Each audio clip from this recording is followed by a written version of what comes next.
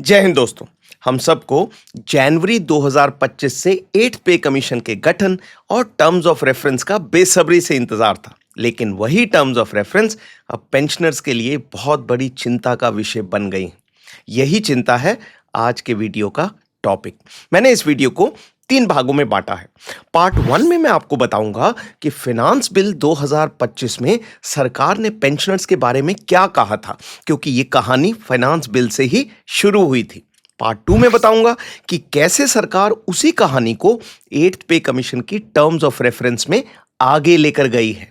और अंत में पार्ट 3 में बताऊंगा कि all India defence employees federation AIDEF ने वित्त मंत्री निर्मला सीतारमण जी को 4 नवंबर को जो लेटर लिखा है उसमें इस बारे में क्या मांगे रखी हैं और आगे हम गवर्नमेंट से क्या उम्मीद रख सकते हैं। तो चलिए पार्ट 1 से शुरुआत करते हैं, लेकिन उससे पहले मेरी ओर से एक रिक्वेस्ट। अगर आपको ये वीडियो पसंद आता है तो मेरे चैनल को सब्सक्राइब कीजिए, वीडियो को दोस्तों के साथ शेयर कीजिए और लाइक और हाइप कीजिए। अगर आप हाइप बटन पर क्लिक करते हैं तो यूट्यूब मेरे वीडियोस और लोगों के पास भी भेजेगा। Thank you for your help. Great. तो फाइनेंस बिल 2025 जो कि इस साल 1 फरवरी को अनाउंस किया गया था, उसमें विवाद का कारण था पेंशनर्स के बारे में एक प्रोविजन। वो प्रोविजन कहता है कि सरकार के पास ये पावर होगी कि वो डेट ऑफ रिटायरमेंट के अनुसार अलग अलग पेंशनर्स को अलग अलग बेनिफिट दे सके। इसका क्या अर्थ है? इसका अर्थ ये है कि कल को जब 8th पे कमीशन आती है तो सरकार अगर चाहे तो वो ये कह सकती है कि 8th पे कमीशन के बेनिफिट उन पेंशनर्स को नहीं मिलेंगे जो 1 जनवरी 2026 से पहले रिटायर हुए हैं। जाहिर है ये लाखों पेंशनर्स के लिए एक बहुत बड़ी चिंता का विषय था। तो ये मुद्दा ऑपोजिशन ने संसद में उठाया। उसके जवाब में वित्त मंत्री निर्मला जी ने स्टेटमेंट दी कि पेंशनर्स को कोई चिंता करने की जरूरत नहीं है। उन्होंने कहा कि जब 7th पे कमीशन आई थी तो बीजेपी गवर्नमेंट ने 1 जनवरी 2016 से पहले रिटायर हुए पेंशनर्स को सभी बेनिफिट दिए थे। उसी प्रकार सरकार कमिटेड है कि 8th पे कमीशन के बेनिफिट उन पेंशनर्स को भी मिलेंगे जो 1 जनवरी 2026 से पहले रिटायर हुए।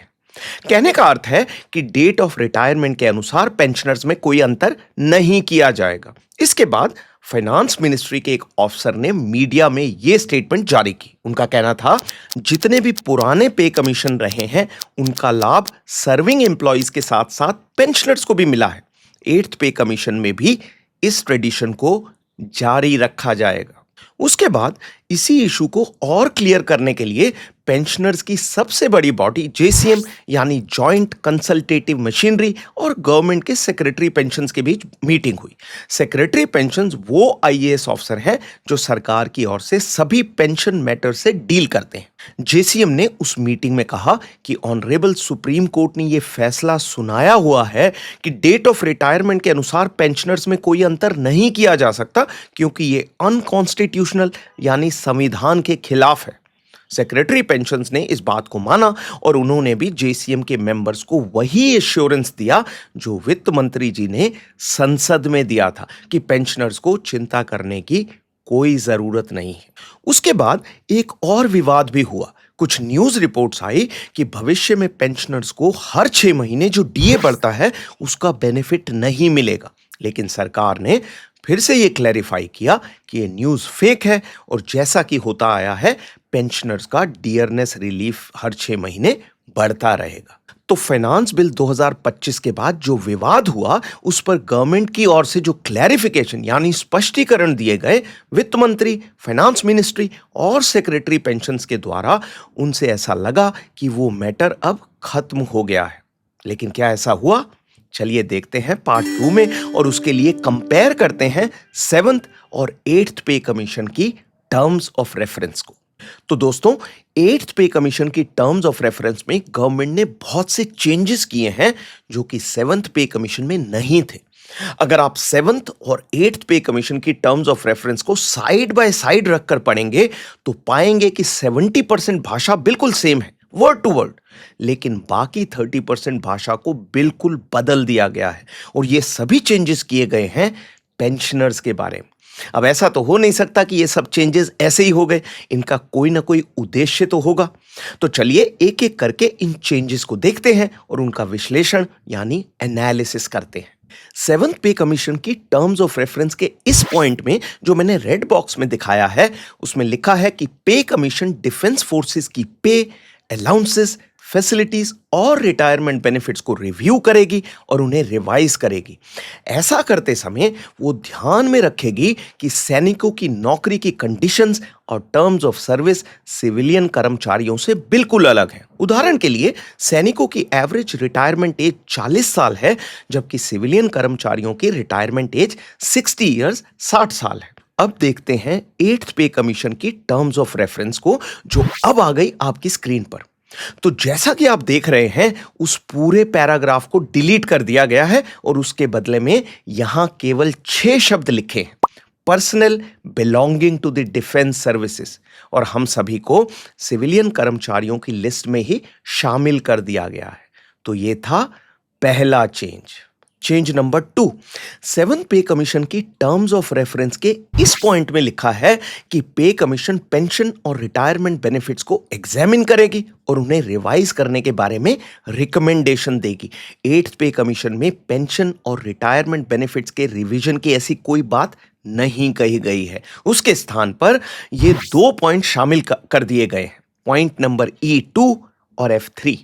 चलिए इन पॉइंट्स को थोड़ा बड़ा करके दिखाता हूं। तो ऊपर के पॉइंट में सरकार पे कमीशन से कह रही है कि जिन सरकारी एम्प्लॉइज को नॉन कॉन्ट्रीब्यूटरी पेंशन स्कीम के अंतर्गत पेंशन मिलती है, आप उनकी डेथ कम रिटायरमेंट ग्रेचुइटी और पेंशन को स्टडी कीजिए और अपनी रिकमेंडेशन दीजिए। और अपनी रिकमेंडेशन देते समय उस बात का ध्यान रखिए जो नीचे पैराग्राफ F3 में लिखी है। और पैराग्राफ F3 क्या कहता है? यह कहता है कि इन एम्प्लॉइज की नौकरी के दौरान इनकी पे से कोई कटौती नहीं की गई है और इसलिए सरकार के पास ऐसा कोई फंड नहीं है जिसमें से वो इनकी पेंशन को पे कर सके। यानी ये नॉन कॉन्ट्रीब्यूटरी पेंशन जो है वो अनफंडेड है। और वो कौन से कर्मचारी हैं जिन्हें ये नॉन कॉन्ट्रीब्यूटरी पेंशन मिल रही है? वो है हम डिफेंस फोर्सेस के पेंशनर और वो सिविलियन गवर्नमेंट एम्प्लॉइज जिन्होंने 1 जनवरी 2004 से पहले सरकारी नौकरी ज्वाइन की थी। 1 जनवरी 2004 के बाद ज्वाइन करने वाले सिविलियन सरकारी कर्मचारियों पर एनपीएस यानी न्यू पेंशन स्कीम लागू है, जिसे अब नेशनल पेंशन सिस्टम के नाम से भी जाना जाता है।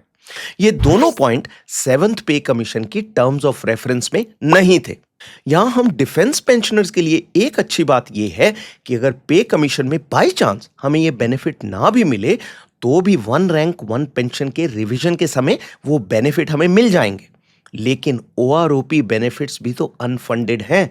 कहीं एट्थ पे कमीशन ओआरओपी से भी तो छेड़छाड़ नहीं कर देगी? नॉन कॉन्ट्रीब्यूटरी और अनफंडेड, इस भाषा को पढ़कर लगता है कि कर भी सकती है। और अंत में change number 3, date of effect. Seventh pay commission की टर्म्स ऑफ रेफरेंस में पैराग्राफ H में पे कमीशन को निर्देश दिया गया था कि वो ये भी रिकमेंड करेगी कि पे कमीशन की डेट ऑफ इंप्लीमेंटेशन क्या होगी। फिफ्थ पे कमीशन आई 1 जनवरी 1996 को, 1996। सिक्स्थ पे कमीशन आई 1 जनवरी 2006 को और इसी तरह सेवंथ पे कमीशन आई 1 जनवरी 2016 को। लेकिन ये पॉइंट भी एट्थ पे कमीशन की टर्म्स ऑफ रेफरेंस में नहीं है। तो ये था पार्ट 2।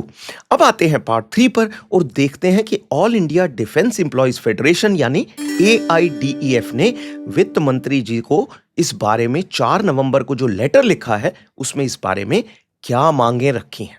तो इस लेटर में रखी गई 3 महत्वपूर्ण मांगे इस प्रकार हैं।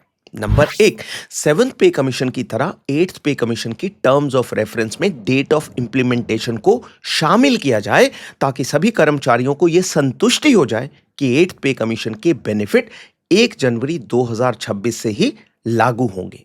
नंबर 2, कम्यूटेशन पीरियड को 15 साल से 11 साल करने के मुद्दे को टर्म्स ऑफ रेफरेंस में शामिल किया जाए। और नंबर 3, सिविलियन एम्प्लॉइज के लिए OPS यानी ओल्ड पेंशन स्कीम वापस लाई जाए। मोटा मोटा AIDEF ने कहा है कि एट्थ पे कमीशन की टर्म्स ऑफ रेफरेंस को भी उसी तरह से ड्राफ्ट किया जाए जैसा कि सेवंथ पे कमीशन की टर्म्स ऑफ रेफरेंस थी।